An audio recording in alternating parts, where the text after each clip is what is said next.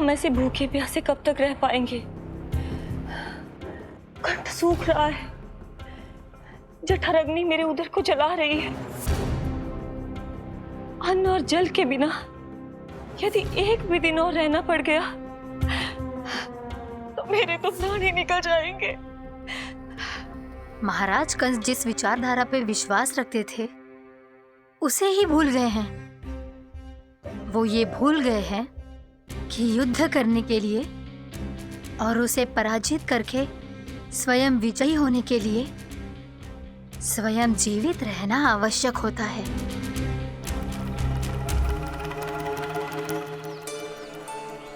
प्रभु ने जो दृश्य मुझे दिखाए, किस बात का संकेत थे वो?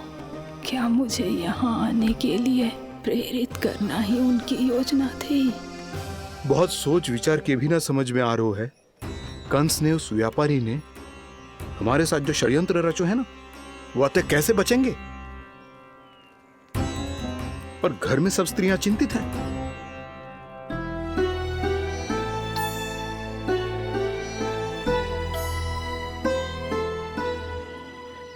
सुनो भाई सब लोग, नंदराज ने निर्णय लियो है कि वो इस बार कंस से मिलने अकेले ही जाने वाले हैं।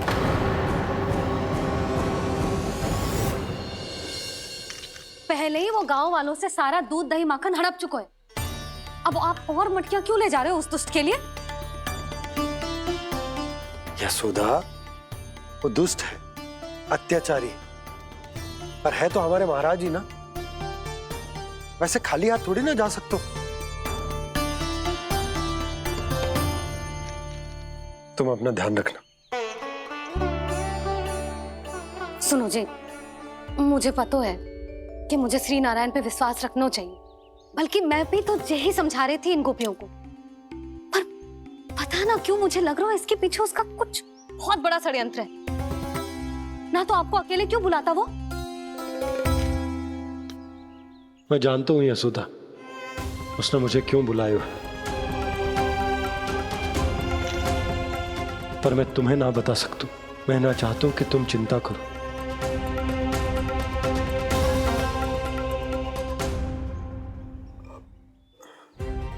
राजा होने के नाते यदि मेरे कुछ करने से मेरी प्रजा का हित होता है तो मुझे वो करना पड़ेगा यशोदा, फिर चाहे वो मुझे कितना ही अप्रिय क्यों ना लगे। हे नारायण, मेरी दुविधा दूर करो। कुछ ऐसा करो कि इन्हें जाना ही ना पड़े उस दुष्ट के सामने।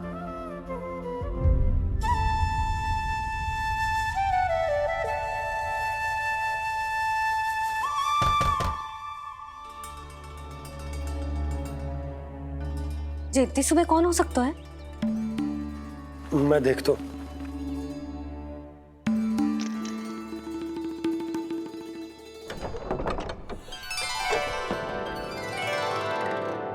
पूर्णा मासी, आप? यशोदा,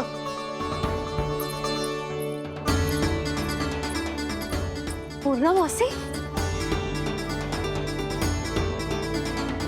इतने दिनों बाद? क्या होगा मौसी? सब कुछ कुशल तो है? मैं तो बस इतना जानती हूँ नंदराज, ये लोग आपसे मिलना चाहते थे। कौन?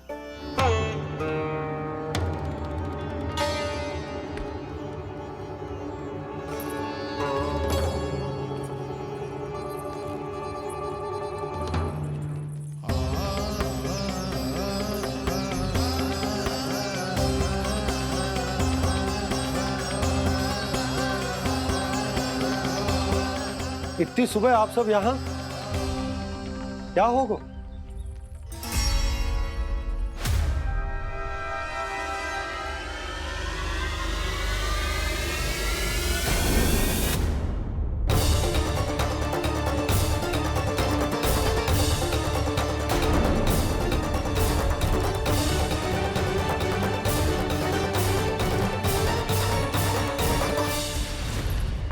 हमारे भोले भाले गोकुल वासियों को फंसाने के बाद यहाँ आने का साहस कैसे करो तूने? यशोदा, पूछो जी, पूछो इससे, ये क्या करो यहाँ?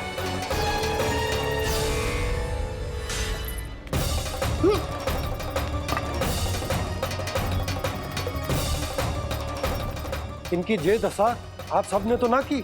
नहीं नहीं, इनमें इनका कोई दोष नहीं है। हमारा बस चलता तो इससे भी बुरी दशा करते। ये सब तो मेरी करनी का फल है नंदराज।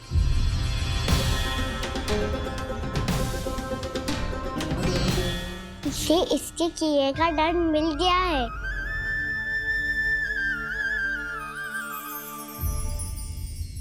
मुझे क्षमा कर दीजिए नंद महाराज, बहुत बड़ी भूल हो गई मुझसे। मैंने इन सब गांव वालों को फंसाने का षड्यंत्र महाराज कंस के कहने पे किया था। वही मेरी भूल थी, मुझे क्षमा कर दीजिए महाराज। बहुत शीघ्र बुद्धि आ गई तुम्हें। मैंने आप सबको लोभ के चाल में फंसाने का प्रयास किया। सच तो ये कि मैं स्वयं लोभ में ग्रस्त था। सब कुछ अधिक से अधिक धन के लिए किया था मैंने। सब कुछ खो दिया। मेरा भोजन सड़ गया, मेरी मिठाई में कीड़े मकोड़े पड़ गए, मेरे स्वर्ण आभूषण मोती सब कंकड़ पत्थर बन गए। अवश्य इसका कोई नया छल है जे। नहीं नहीं नहीं नहीं, मेरा कोई छल नहीं है, मैं सत्य बोल रहा हूं। मैंने कही थी ना, श्री नारायण हमारी सहायता अवश्य करेंगे। दुष्ट और अत्याचारी का दूत बन के आया था ना, ये तो होना ही था। स्वयं श्री नारायण ने न्याय करो है हमारे साथ।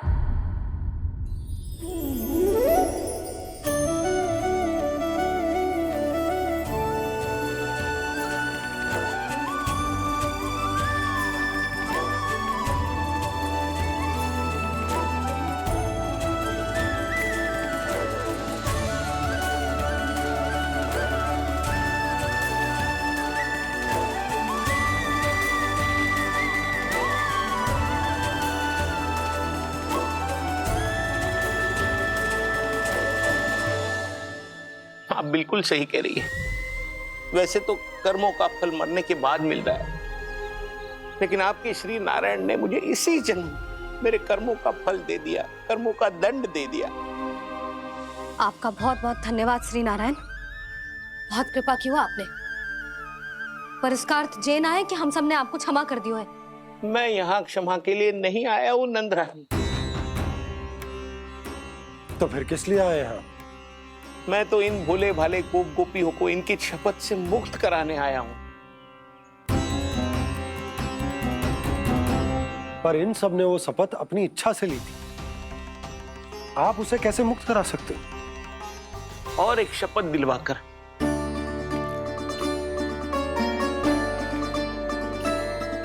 आप लोगों ने भगवान श्री नारायण को साक्षी मानकर यह शपथ ली थी कि आपका सारा दही, दूध, घी, माखन आप केवल मुझे और मुझे ही देंगे।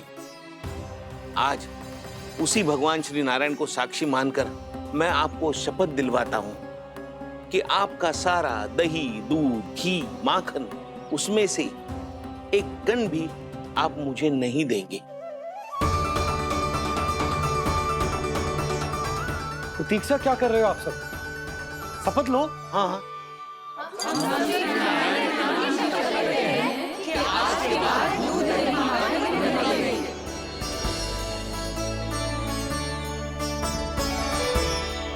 जशोदा जी, आपने सही कही थी।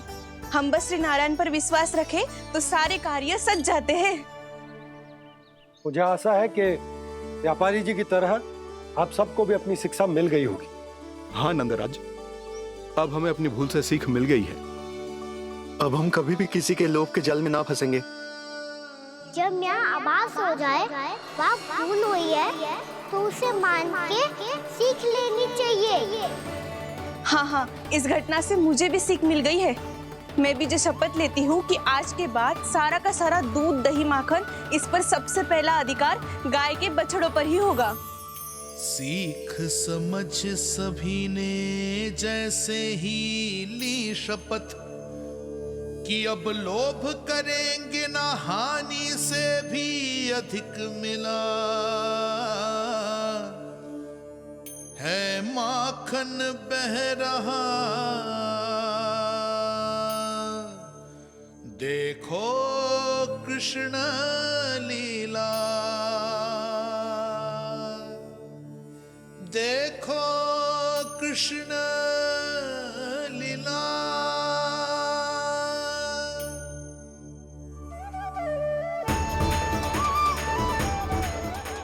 हाँ, और हम दोनों भी श्री नारायण की शपथ लेते हैं, दूध दही माखन बेचने के लिए हम बाद में बचाएंगे और पहले अपने बालकों को पेट भर के खिलाएंगे।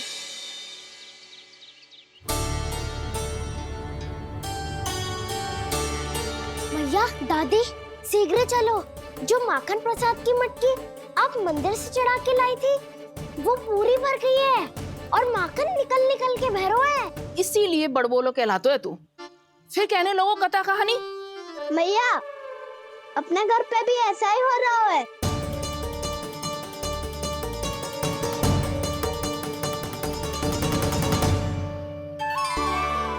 यशोदा, वो देख तुम्हारी माखन की मटकियां।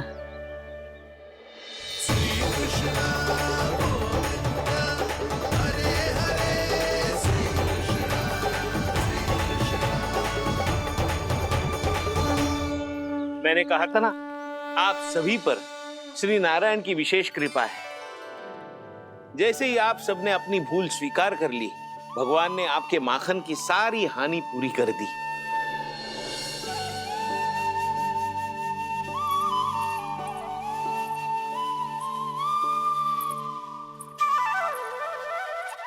यशोमती मैया के नंद लाला,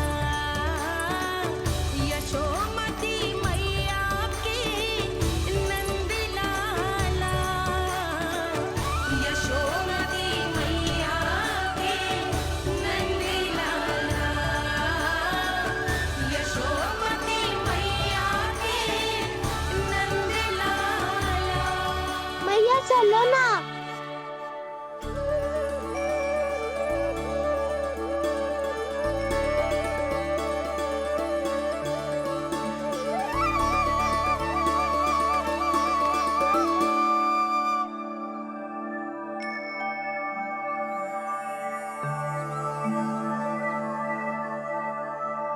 कौन से कान्हा पे विश्वास करूं मैं?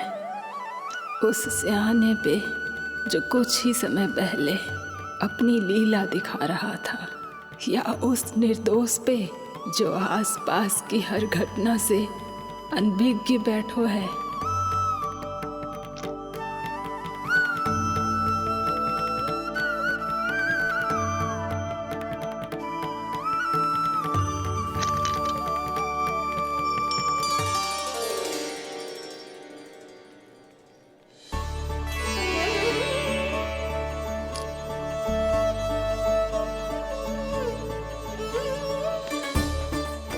तो क्या इसका अर्थ ये है कि जब हम अच्छा कर्म करते हैं तो हमें पुण्य लाभ होता है, और जब हम बुरा कर्म करते हैं तो हमारी हानि होती है, हम पराजित हो जाते हैं?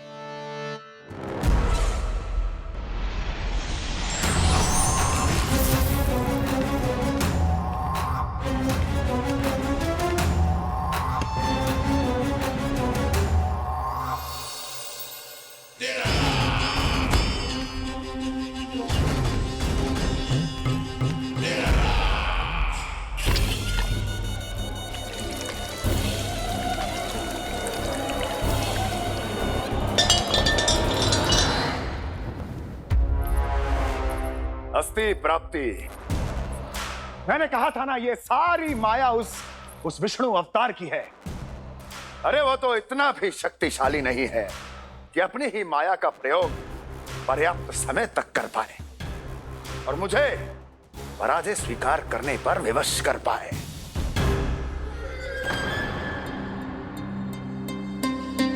किंतु तुम्हारे मुख की भावभंगिमा तो कुछ और ही कथा कह रही है। क्यों? सत्य कहा ना मैंने। महाराज, सब कुछ पहले जैसा इसलिए हो गया क्योंकि क्या? ये उस विष्णु की माया थी, और क्या? हमने व्यापारी परमानंद को गोकुल भेजा था।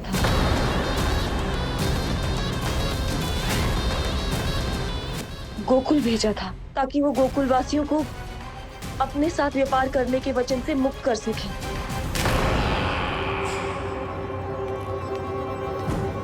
मेरी आज्ञा लिए बिना मुझे बिना बताए मेरे लिए हुए निर्णय को पलटने का साहस भी कैसे कर लिया तुमने?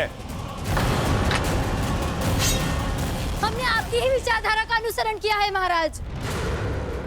आप ही कहते हैं ना, जब जीवन पर संकट हो तो अभिमान अर्थहीन होता है, और जब प्राणों पर बनाए तो सम्मान स्वाभिमान सब निरर्थक होता है। भूख और प्यास से आप तो दुर्बल हो ही जाते महाराज, पर आपकी सेना और सेवक अपने प्राण बचाने के लिए आपसे दूर हो जाते। आपके और उस विष्णु अवतार के बीच 4 वर्षों से चलते आ रहे इस संघर्ष में ये एक छोटी सी झड़प है महाराज, और यदि हम ये झड़प हार जाते तो शेष युद्ध करने के योग्य भी नहीं बच पाते।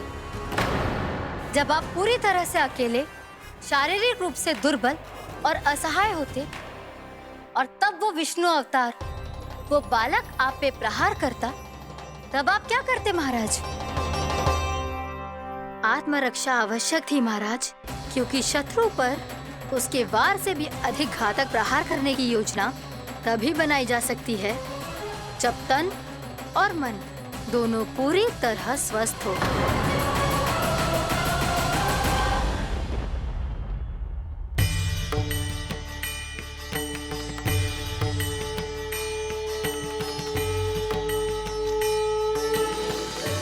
सच्ची बताओ, ये सब आप ही ने किया है ना?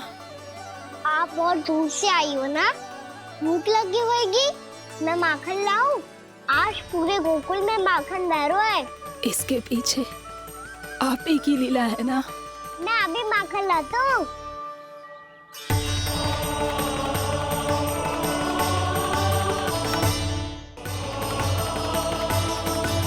ये लीजिए। बताओ ना, पूरे गांव में प्रसन्नता की बयार बह रही है। हर ग्रामवासी के मुख पर हर्ष और उल्लास दमक रहा है। ये सब आप ही का चमत्कार है ना?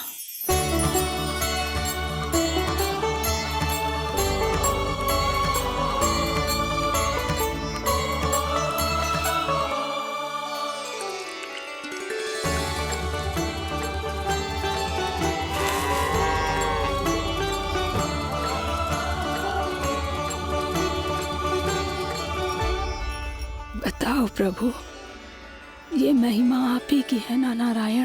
ठहरो, मैं आपके हाथों से खिलाऊंगा आपको।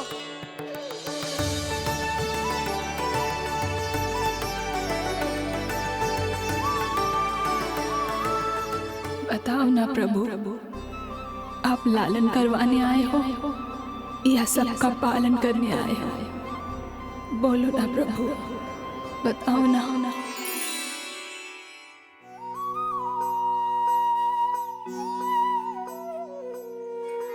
आए हो लालन करवाने या पालन करने आए हो, या जगपाला बन नंद लाला मन को हरने आए हो। आए हो लालन करवाने या पालन करने आए हो। नैनों से देखूं तो दिखते कृष्ण है, मन से देखो तो हरि दिखे। अपनी इन लीलाओं के कारण सबके मन हो बसे। कान्हा आपको कह के पुकारो या बोलो भगवान कहो, माता की ममता दो आपको या फिर मैं प्रणाम करूं। प्रेम में सबको आए रमाने, या रमने चले आए हो। आए हो लालन करवाने या पालन करने आए